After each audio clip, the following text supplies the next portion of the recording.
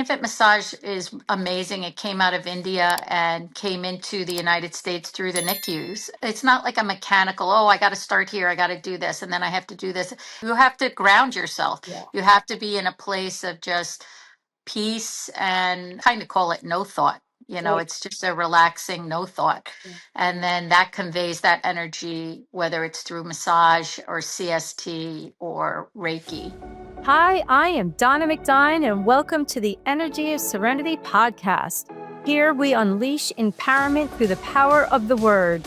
Join me and my guest as we share stories, tools, and insights to help you feel grounded and aligned.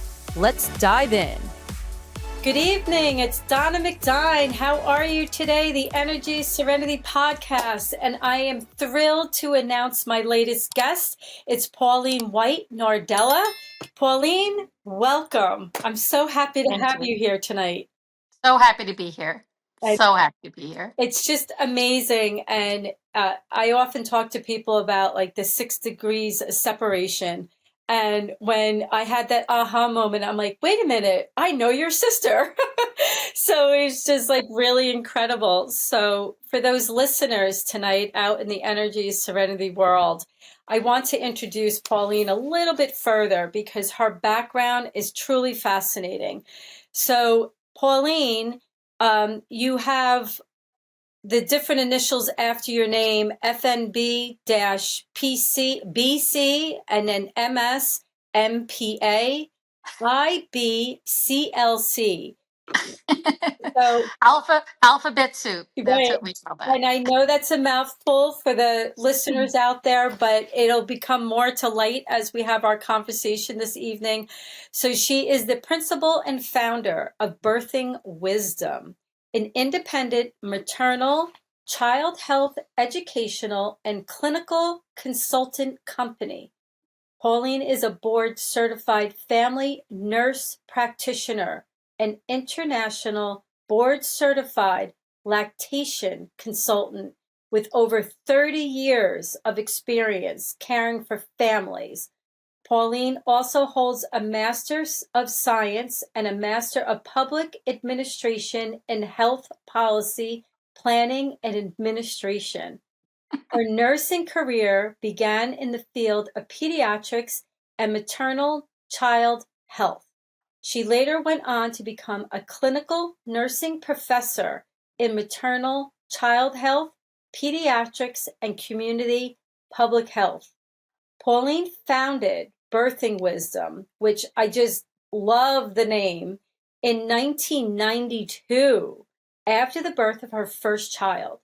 Over the years, it has grown into a robust perinatal educational company with a clinical arm in breastfeeding medicine, newborn, and 4th trimester care for women and children. Oh my goodness. Welcome, It's a mouthful. It's so inspiring what you have created and continue to create for young mothers. Doesn't even need to be a young mother, I would imagine, at this day and age. People are having their children later and later in life. Later and later.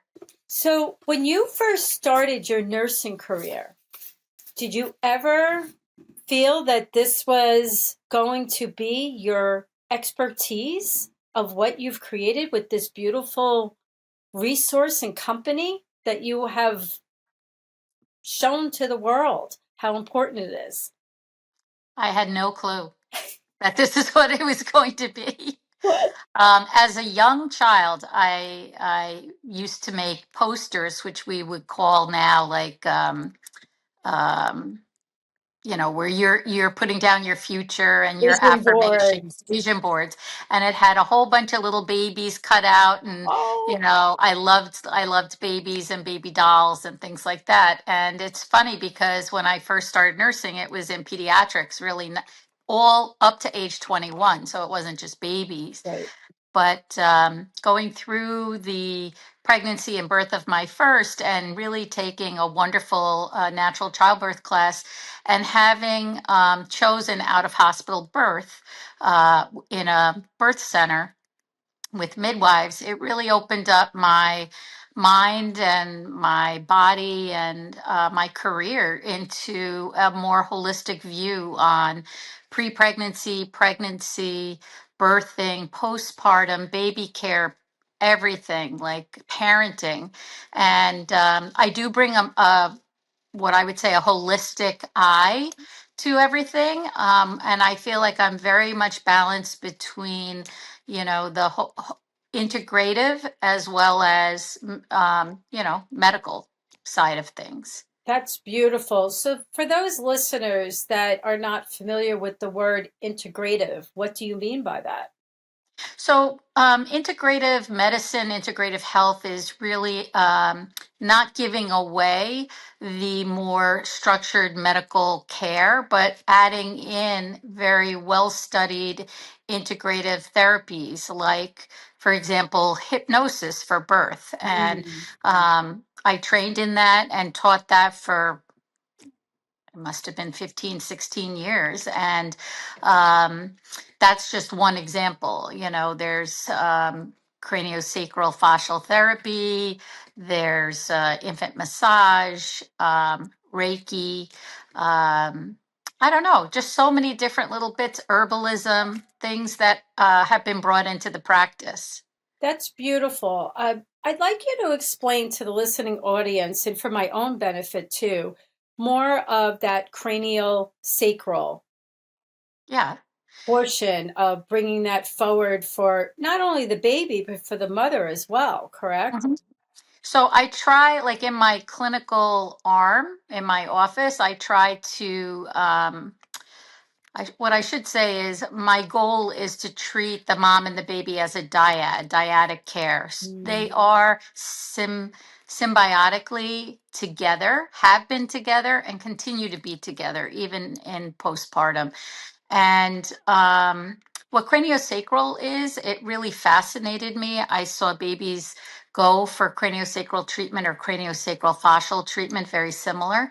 And I would see huge changes in the mom and the baby. Like all of a sudden, they'd get out of this stress, maybe trauma from the birth, things like that, and be in a place of really at peace and feeding Mm. better, resting better, both of them.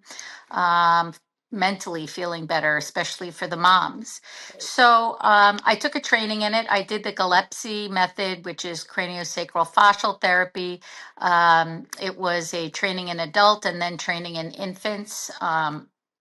It took me 2 years to achieve both. Mhm. And it's a very light touch therapy. It deals with the cranial down to the sacral, the spine, but also very much like other therapies, the whole body, like from your toes to the top of your head. And the way I describe it to my patients is every muscle in our body is encased in fascia. And fascia, if you could think of it like saran wrap, around every muscle. Mm. And that fascia connects throughout the body. It's like a second roadmap.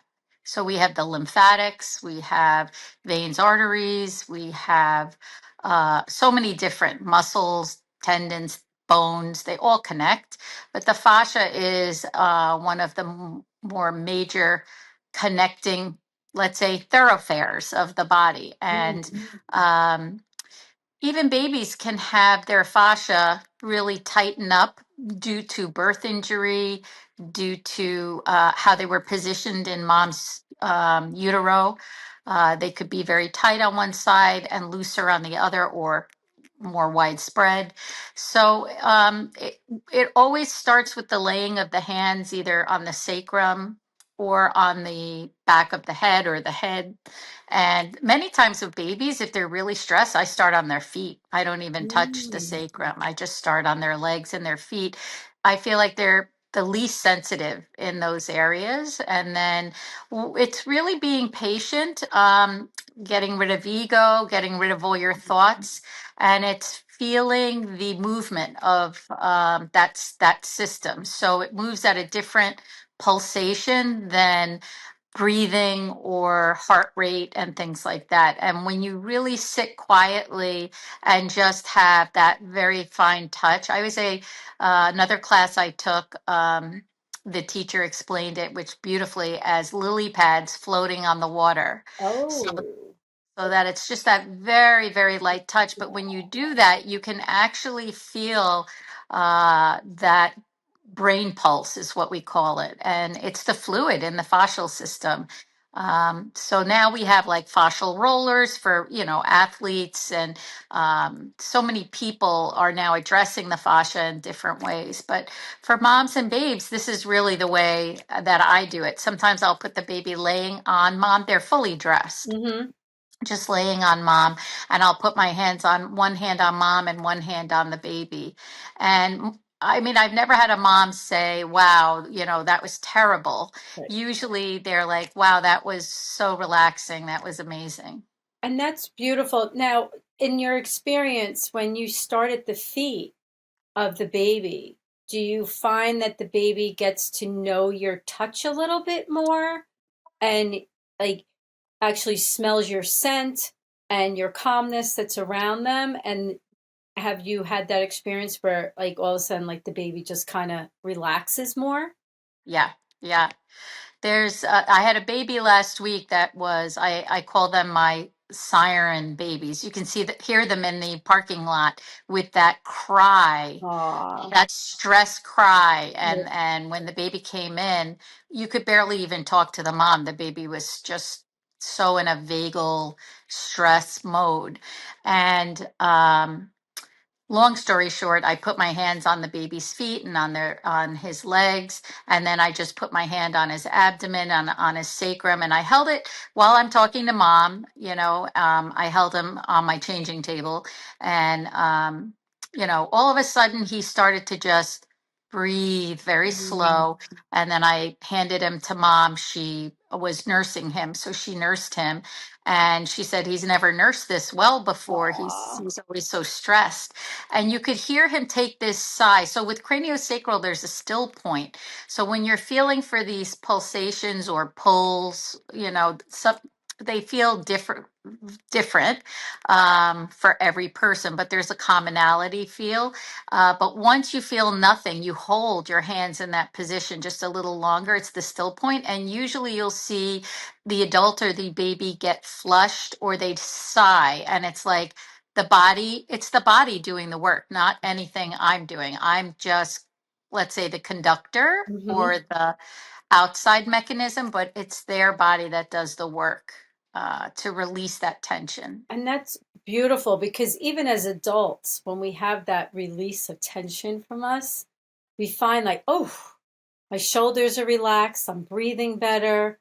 So to be able to instill that in such a beautiful young life, and when you're engaged there with the mother, are you able to provide them techniques that they can take with them to do at Mhm. home as well? Yeah, so some of the work that I do with babies is oral motor exercises because they're having trouble either bottling or breastfeeding, and that's part of their stress and struggle too. Mm. So I will give them some of those exercises, and then I have body work, and I give them usually two or three, and I show it to them.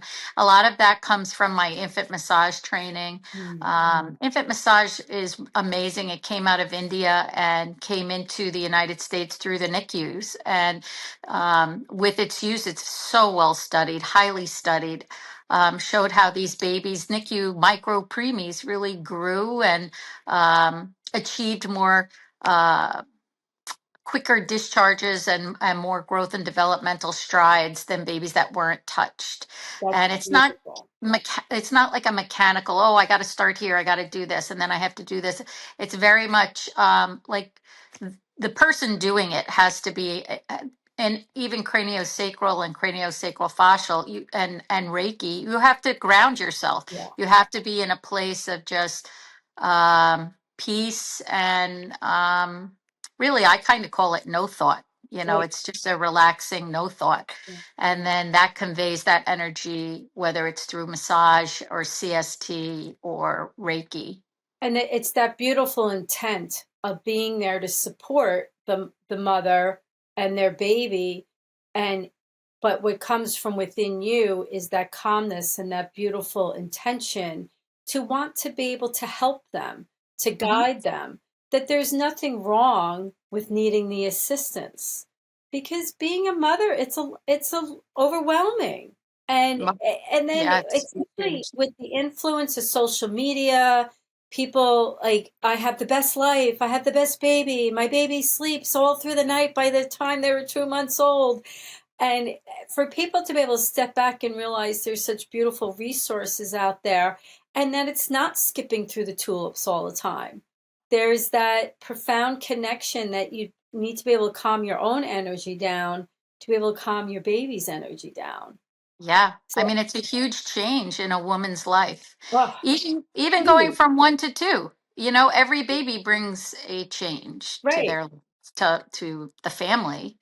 And it's And so true because, like, my mom had 5 children, my mother in law had 6, and they always say everyone was different. Everyone was different. It didn't matter that it was still the same mother and father. Every baby was very different each time. Just when you thought you had it, it's like the next baby came and it was completely different again. yeah, And yeah.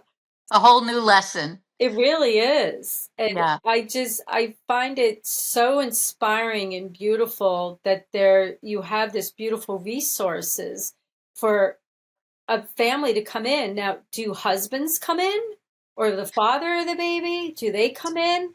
Some do. It depends. I mean, they always ask. I always say absolutely. Right, And for the prenatals, I do ask if they can come, right. um, even if it's virtual, to be in the space and listening. Yeah. In the educational side, the birthing wisdom side, those classes they really encourage the father to be involved or the partner to be involved, or even the grandparents to be involved. If the grandparents are going to be helping this mother out, it's great for them to all be on the same page because things have changed over Oh, 30 years, 35 years. yes. And I love that you introduced that fact. Not only do you welcome the mother of the baby, but the father and the grandparents. Mm, Because oftentimes, the way this world is, how expensive it is, we're really relying on that older generation to step mhm. in to assist.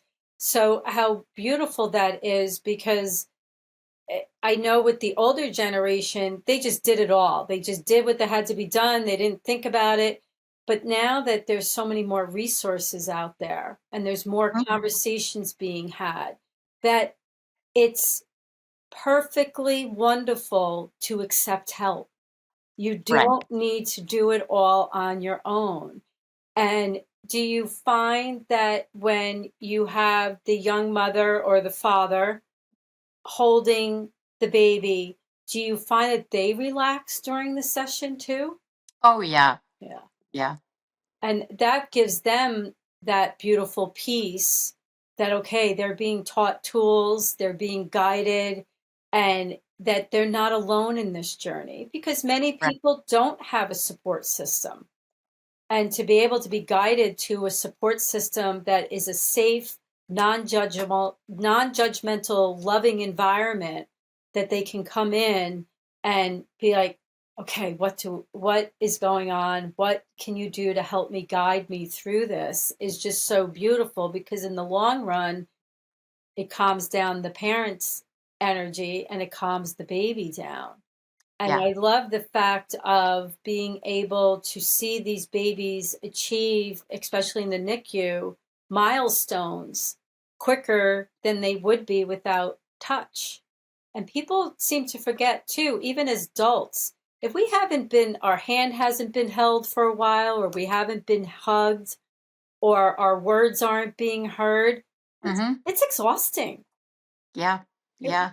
really is exhausting. So, Yeah. bravo to you for providing such a wonderful service and well before it became more of a mainstream. No, you're definitely a Oh, pioneer yeah. in this. There's not too many people who I think do what I've done.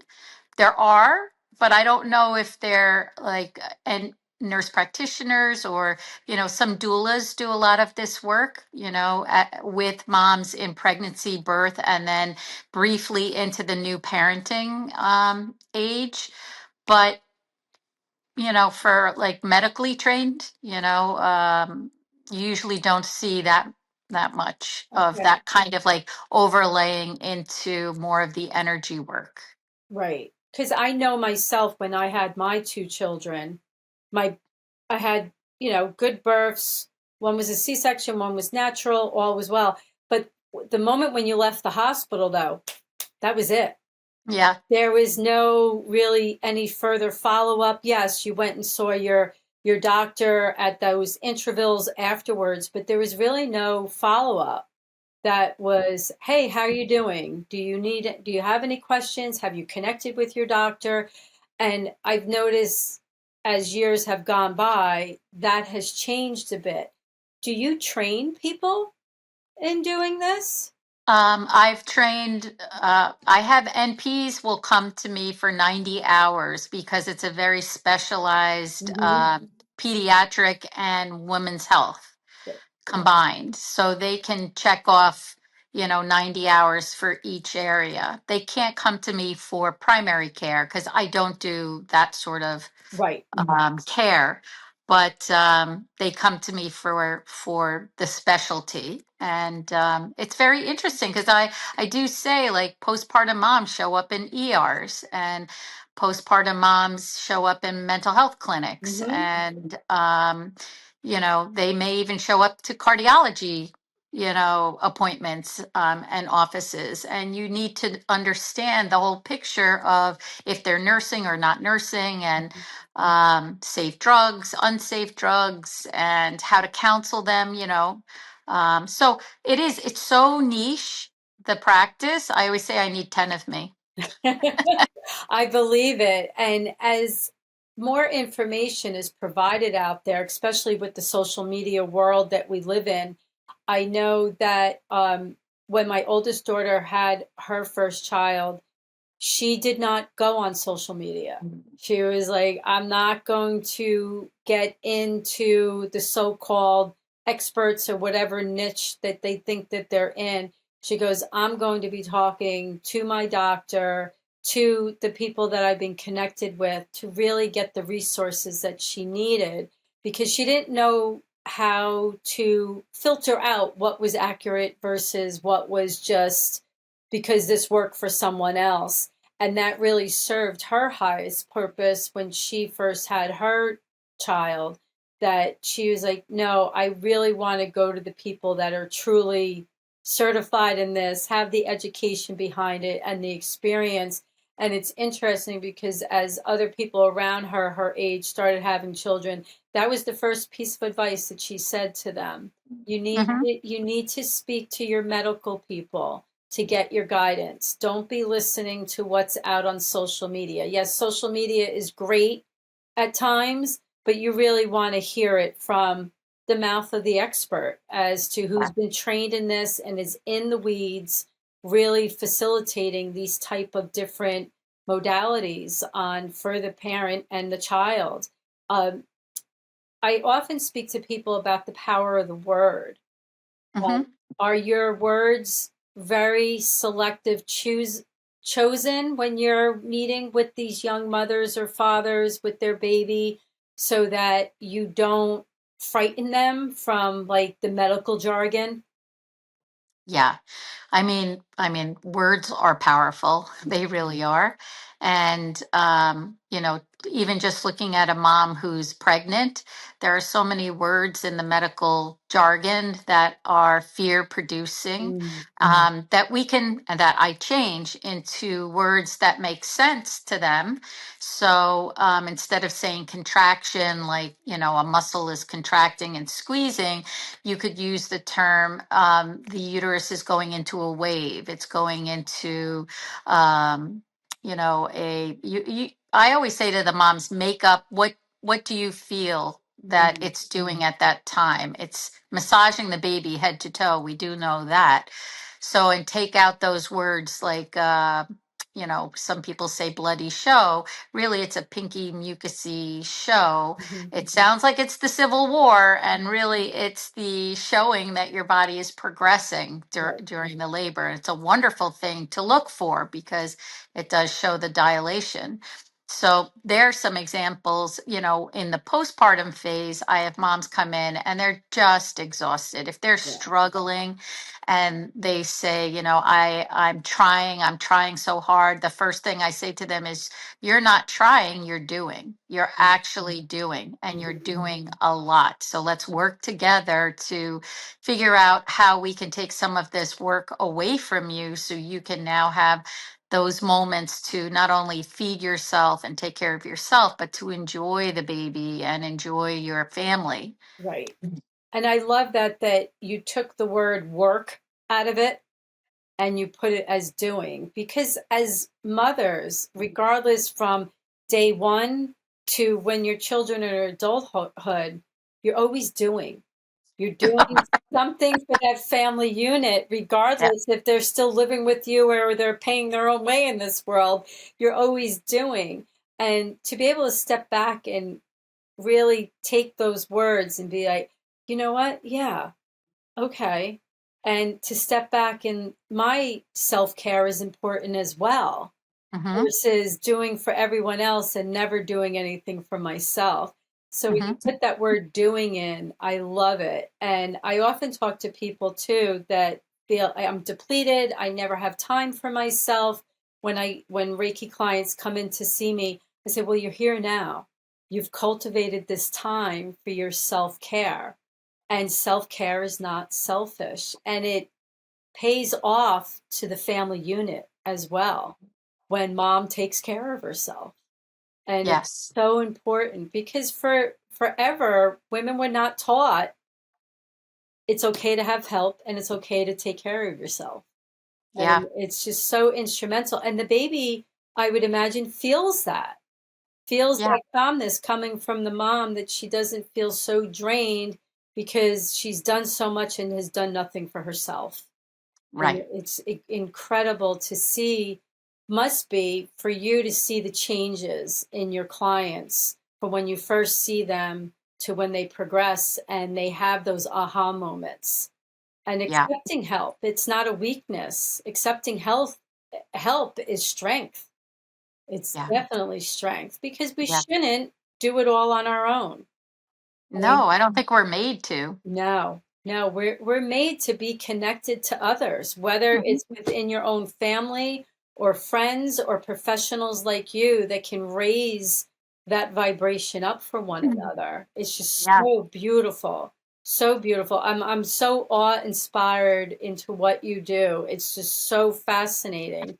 I would like you to share with the listening audience how they can connect with you, because they don't have to jot down really quickly when they're listening to this beautiful time together, because it'll be in the show notes for them and they can grab your contact information from there.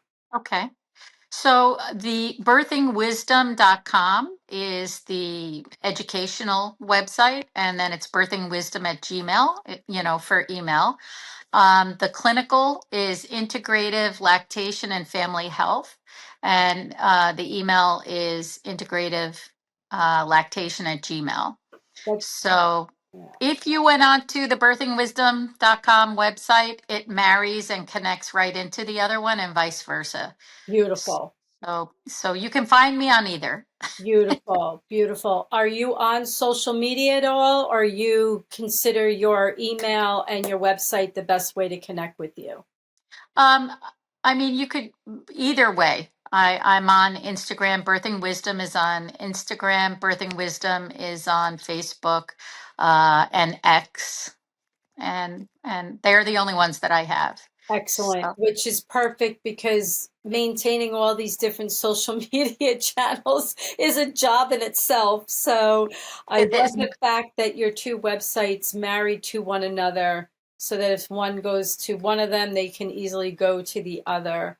Pauline, this conversation this evening has been so enlightening. Thank you. And what you provide as a service to families is incredible. I love what you're doing with additional training for those nurse practitioners or nurses out there that feel like they need to take their practice to the next level. And just wonderful. What a beautiful, beautiful resource that you're providing for Thank people. you. And I thank Thank you you. for that.